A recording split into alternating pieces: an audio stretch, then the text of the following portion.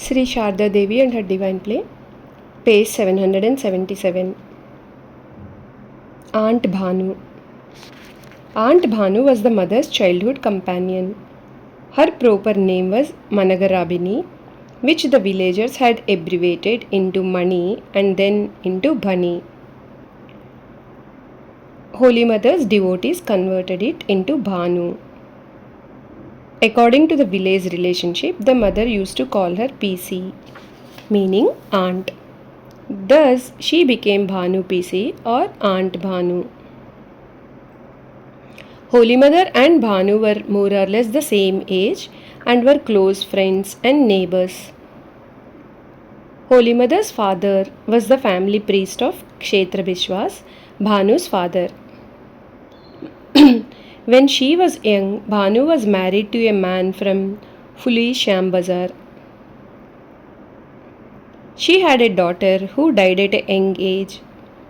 Bhanu became a widow at the age of 20 and took shelter in her father's house. She was deeply religious and followed the Vaishnava tradition against her brother's wish.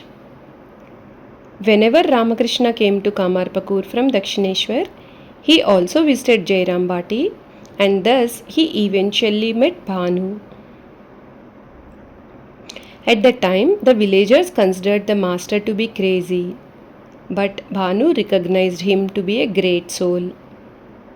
Bhanu felt a divine attraction for the master, so she visited him quite often. Other village women also came to see the master. He told funny jokes to the village girls. Some laughed and some went away. Those who were genuine seekers remained, and the master then talked to them seriously about spiritual life.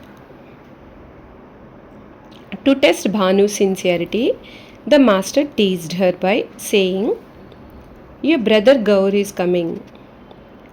That made her nervous. Then the master told her, "You cannot realize God as long as you have shame, hatred, and fear." He also gave her some advice. When your brother tries to punish you, raise your hands and dance, saying, "Bhajamon Gaur Nitai." O my mind, worship Gaur and Nitai. Then your brother will think you are crazy and will not bother you. The simple Bhanu followed the master's advice and it worked. Bhanu spun thread on a spinning wheel to support herself. Sometimes the master visited her cottage and sang funny songs to the sound of her spinning wheel. Bhanu sometimes stayed with Holy Mother in Calcutta. After listening to the story of how the master sang to the whir of Bhanu's spinning wheel, Nivedita got a spinning wheel and asked Aunt Bhanu to sing the songs to her. Nivedita was delighted to hear them. During the master's time, Bhanu's parents were in good financial condition. They had several cows and Bhanu prepared many milk products for the master. Once, while returning from Jairam Bati to Kamarpakur, the master asked Bhanu for a beetle roll. She immediately went to make the beetle roll, but the master left for Kamarpakur without waiting. When Bhanu returned, she found the master gone. It is considered inauspicious to call to a person from behind, so she ran to catch up with him. After walking some distance, the master looked back and saw Bhanu following him. Surprised, the master said, "Aunt, you have come such a distance," she said. "You asked for a beetle roll, so I have brought it for you."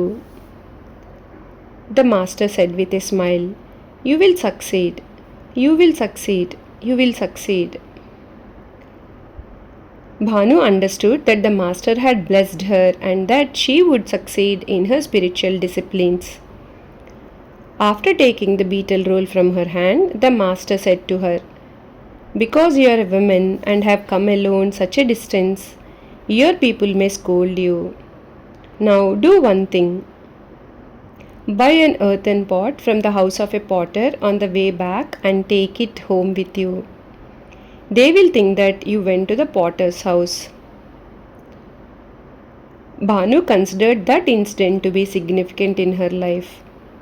Later, when devotees came to Jairambati, she invited them into her cottage, fed them fried gram, fried sweet palm cake, and offered a beetle roll. Then she would tell stories of the master and the mother. Holy Mother's devotees who came from distant places loved Aunt Bhanu. Forgetting food and rest, she entertained them by singing the songs that the master had sung and also kirtan that she had learned in her early years. Jai Ma.